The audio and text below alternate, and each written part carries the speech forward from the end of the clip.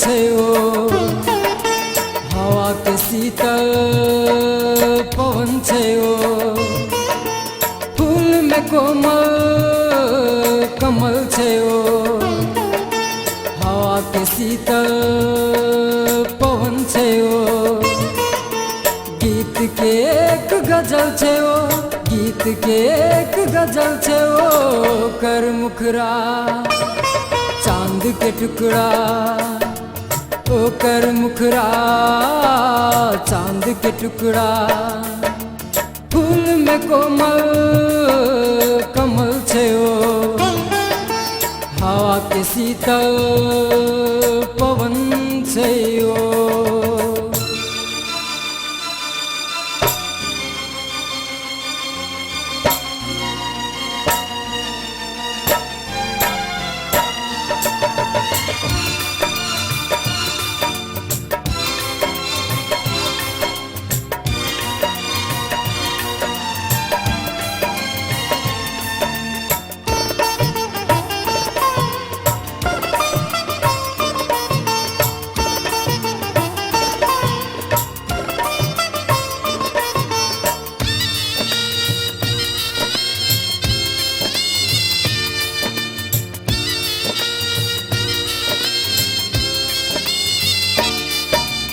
आसमान से उतरल ख्वाब छे ओ, आसमान से उतरल ख्वाब छे ओ, सांस में ओकर चंदन के खुशबू,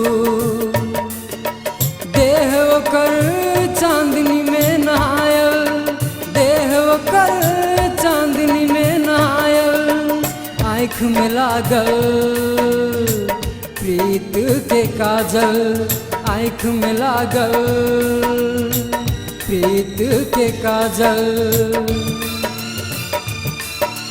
हुस्न के ताज महल छे ओ, हुस्न के ताज महल छे ओ, कर मुखरा चांद के टुकड़ा, ओ कर मुखरा चांद के टुकड़ा, फूल में कोमल कमल छे ओ, हवा के शीतल पवन छे ओ।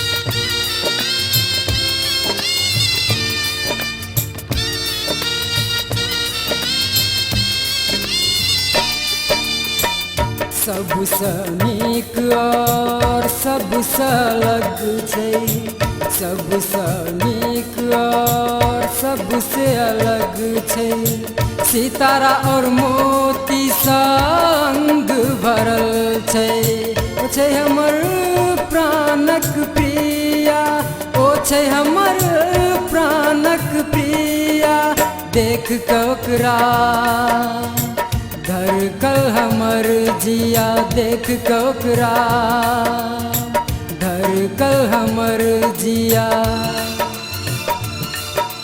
रूपक एक परिभाषा छे ओ, रूपक एक परिभाषा छे ओ, कर मुखरा चांद के टुकड़ा, ओ कर मुखरा चांद के टुकड़ा, फूल में कोमल कमल छे ओ, हवा के शीतल पवन छे ओ।